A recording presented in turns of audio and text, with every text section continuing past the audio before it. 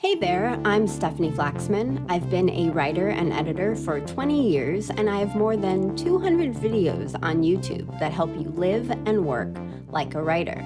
That is a lot of videos, so let me curate my best advice for you. You can sign up for free exclusive updates at stefanieflaxman.com. I'll send you my top tips for new writers, plus other advice that works best in email rather than audio or video. It would be my pleasure to meet you at your inbox as your new writer consultant. Ready to join the club? Go to stefanieflaxman.com to sign up for free. And remember, I spell Stefanie with an F, not a PH. The proper spelling is on your screen right now. That is stefanieflaxman.com. I'll see you there.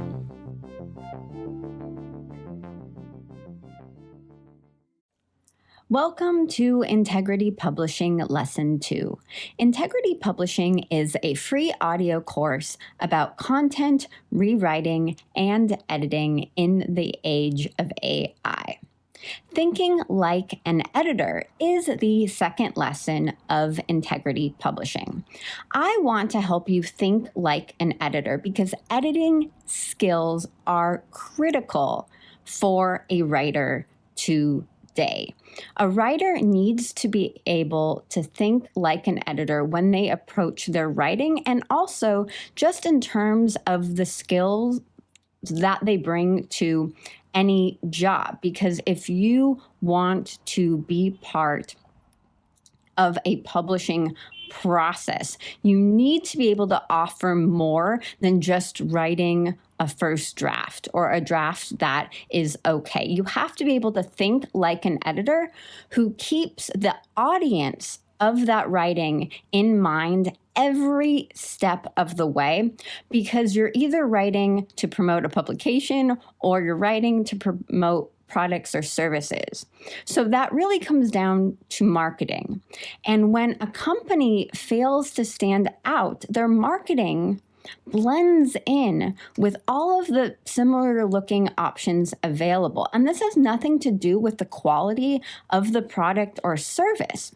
It's how prospects perceive the offer. So editing skills help ensure that a piece of writing is written specifically for the audience of that publication or of that product or service. It's not a general mass appeal, because if you talk to everyone, then you're talking to no one. You have to know specifically who you're talking to so that your message resonates with that individual.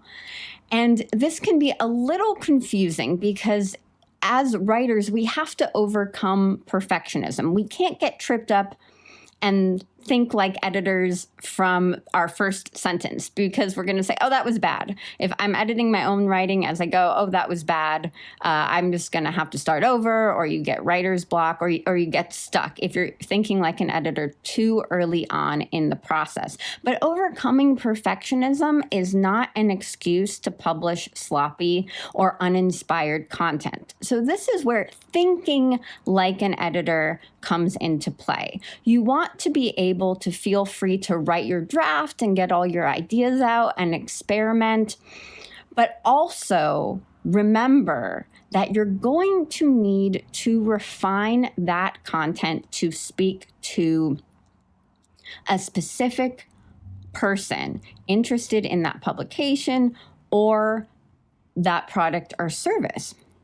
Because if your content isn't memorable, it's just not going to work. Of course, memorable content doesn't automatically lead to the results that you're looking for, but forgettable content amounts to time and energy you spend on work that doesn't move prospects closer to making purposes. So memorable content makes an impact on your audience members' lives. And when they're ready to buy something you offer, your product or service will be the only reasonable choice. So content editing revises an article into a winning presentation, because as you're writing, a good idea usually isn't enough. A good idea might fall flat when it's executed, or you could find that the idea wasn't all that great to begin with. Similarly, and this is good news for anyone who feels pressure to have brilliant ideas on command, a mediocre idea can be developed into extraordinary marketing with the right care and attention. And you give an idea that care and attention while you edit your content. So just for example, if you are selling high-end tea that is more expensive than the average tea that you'll find on the shelf at the supermarket, you need to speak specifically to that person who is interested in buying high-end tea. Your content is going to look different than the content that is for an economical or a more economical tea brand.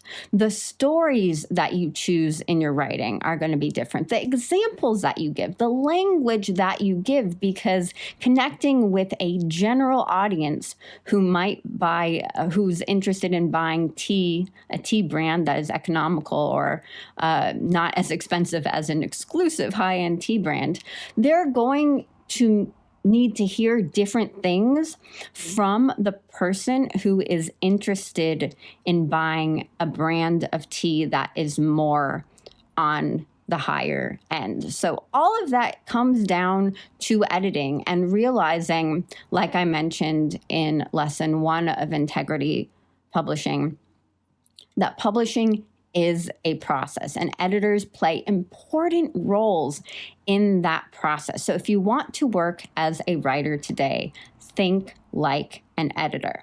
Thank you for checking out lesson 2 of Integrity Publishing. If you liked it, please give it a thumbs up to help other writers find it.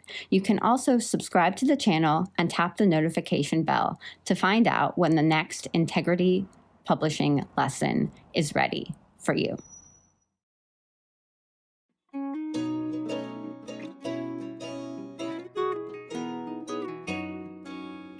That is it for today. If you'd like to get exclusive tips that I only share in email, go on over to stefanieflaxman.com and sign up for free. I will see you there and talk with you soon.